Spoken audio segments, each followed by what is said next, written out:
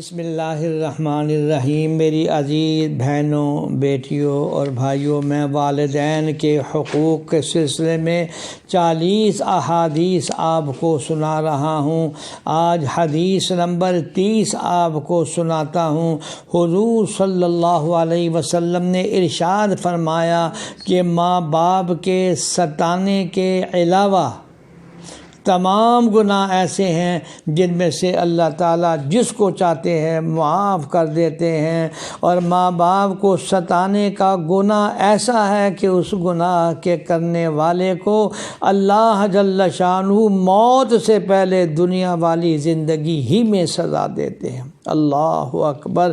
فائدہ حدیث مذکورہ میں جو قابل عبرت سبق آموز درس دیا گیا ہے کہ خدا نخواستہ اگر کوئی شخص ماں باپ کو ستاتا ہے، نافرمانی کرتا ہے، تو اس کو اس وقت تک موت نہیں آئے گی تا وقت کہ وہ اس دنیا میں اس کا عذاب نہیں پا لیتا۔